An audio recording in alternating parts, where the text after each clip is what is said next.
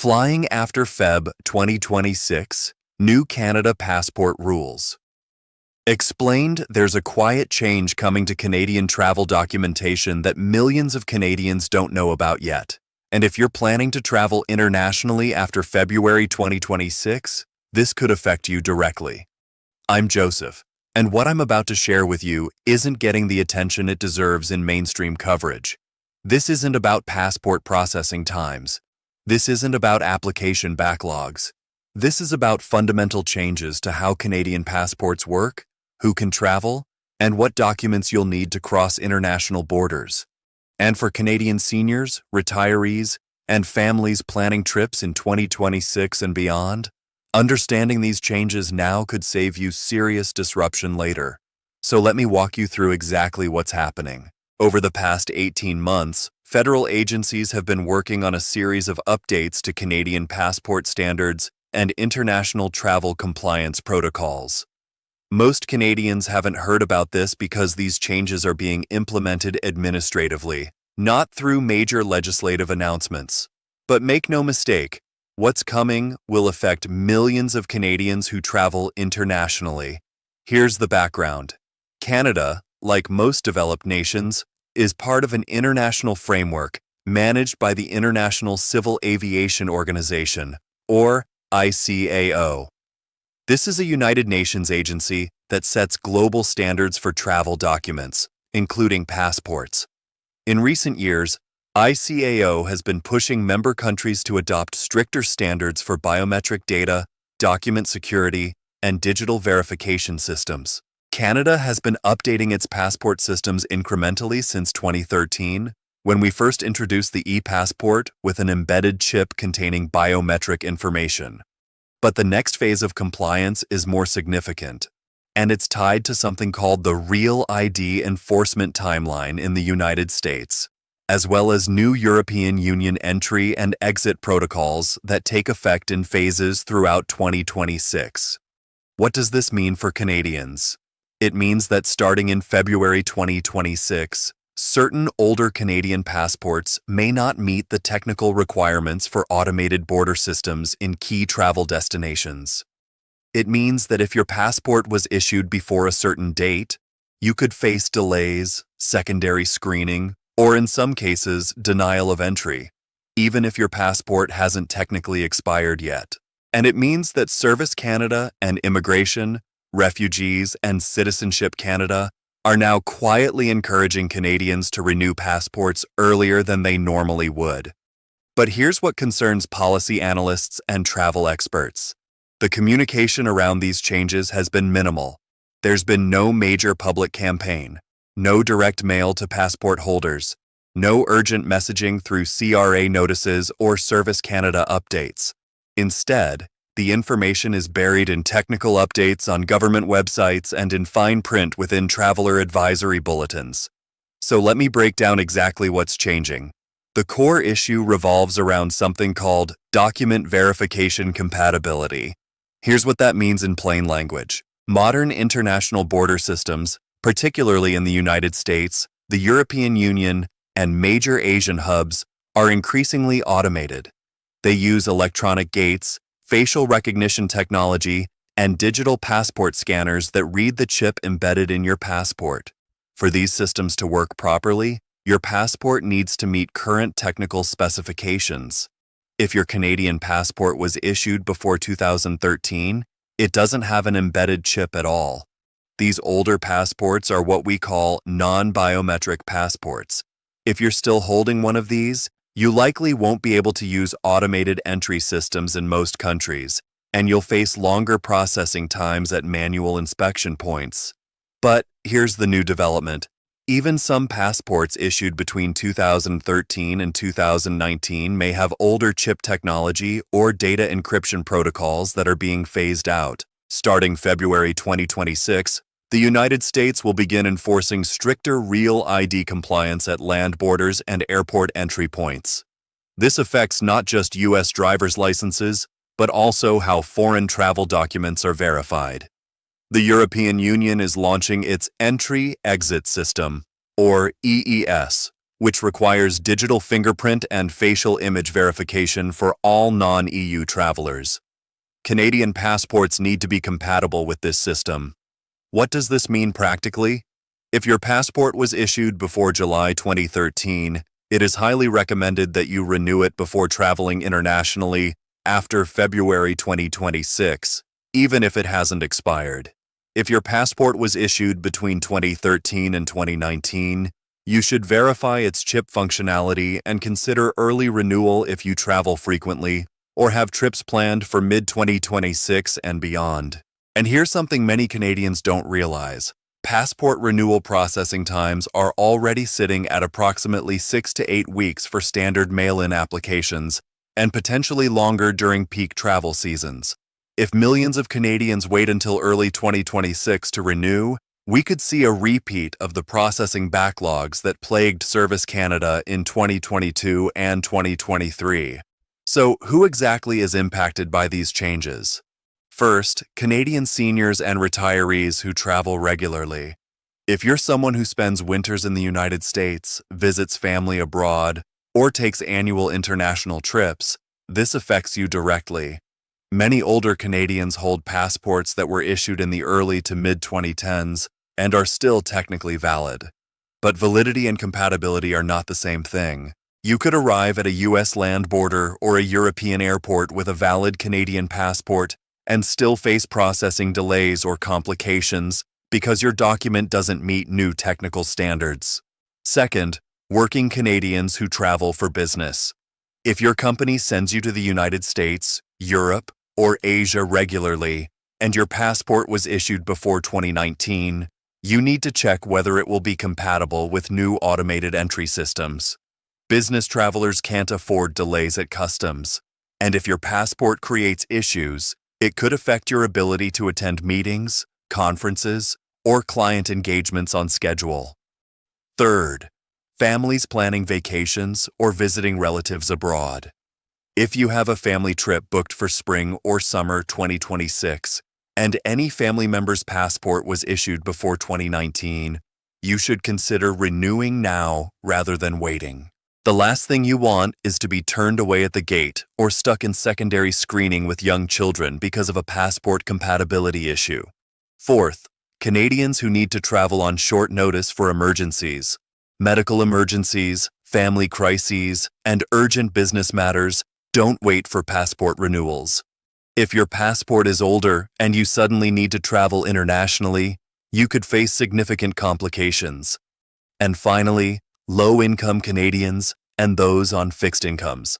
A passport renewal costs $120 for a 5-year passport and $160 for a 10-year passport as of 2025. For seniors on old age security, retirees living on CPP, or families already stretched thin by inflation, this is not a trivial expense. And if processing backlogs force you to pay for expedited service, which costs significantly more, that financial burden increases.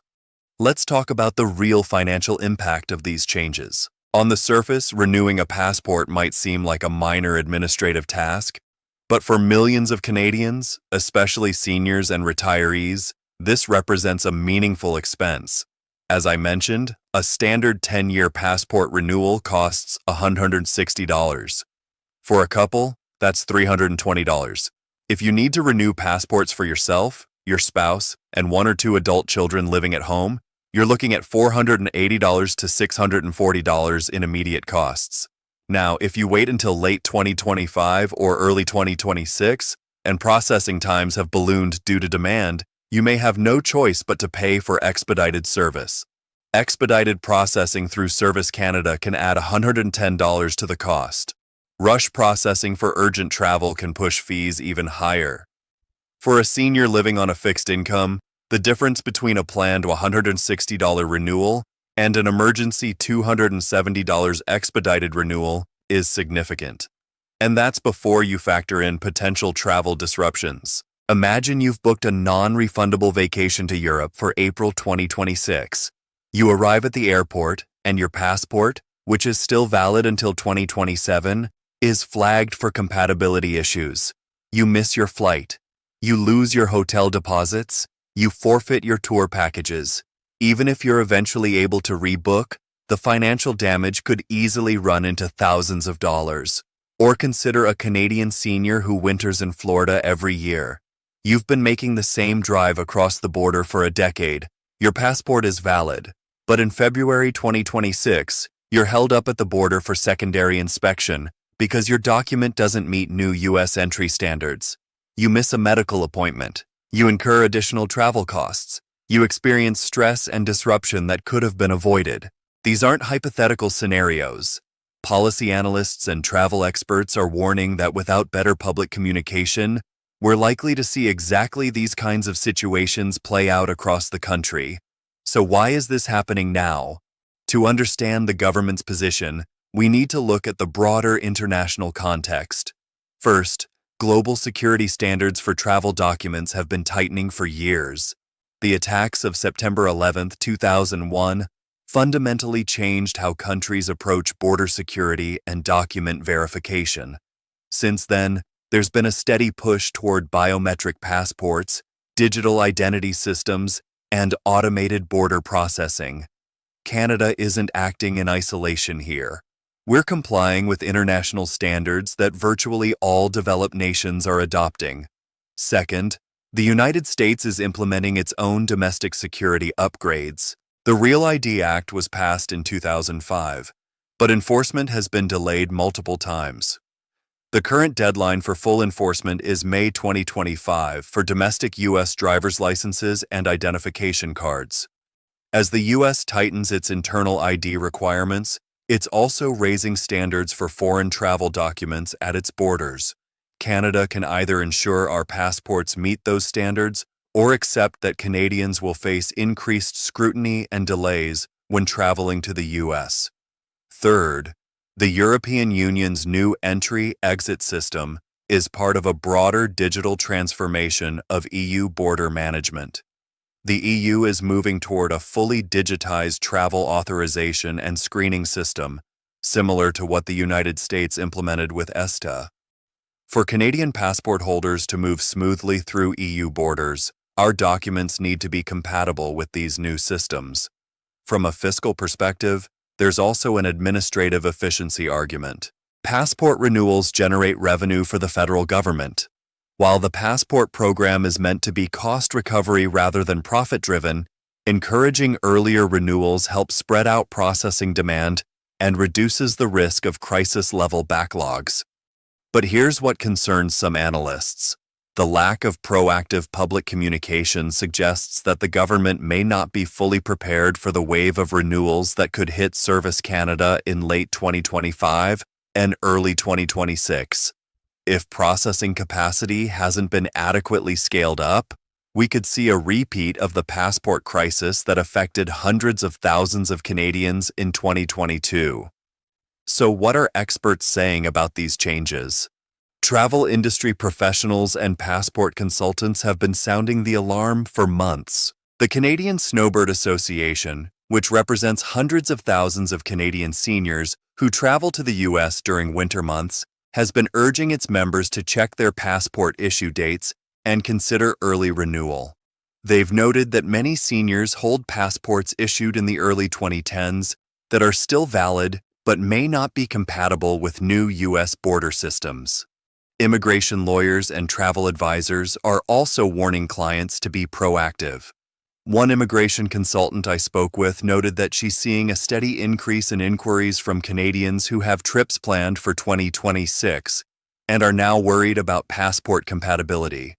Consumer advocacy groups have criticized the federal government for insufficient public outreach. They argue that a change this significant affecting millions of Canadians should be accompanied by a major public awareness campaign, not buried in technical updates on government websites. Some provincial governments have also raised concerns. Ontario and British Columbia, which have large populations of international travelers, have been pushing for clearer federal communication on passport requirements. And on social media and travel forums, Canadians are beginning to share stories of confusion and frustration. Many people are only learning about these changes when they call Service Canada to inquire about travel plans, or when they stumble across a news article or forum post. The consensus among experts is clear. Canadians need better, clearer, and more direct communication about what's changing and what they need to do. So what should you do right now to protect yourself and your travel plans? First, check your passport issue date. Pull out your passport and look at the date it was issued. If it was issued before July 2013, you should plan to renew it before traveling internationally after February 2026, even if it hasn't expired. If it was issued between 2013 and 2019, verify whether it has the e-passport symbol on the cover.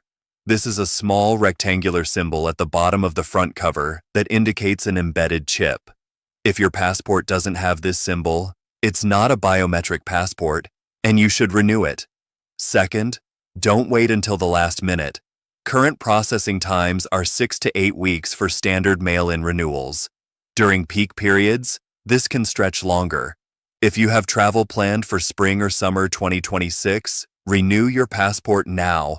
Don't wait until January or February 2026 when demand will spike. Third, if you're a senior on a fixed income, budget for this expense now. I know that $160 or $320 for a couple is a significant amount, especially if you're living on CPP and OAS. But planning for it now, rather than being forced into an emergency renewal later, gives you more control and more options. Fourth, if you have adult children or family members who travel internationally, make sure they're aware of these changes. Many younger Canadians hold passports issued in the mid-2010s and may not realize that validity and compatibility are different things.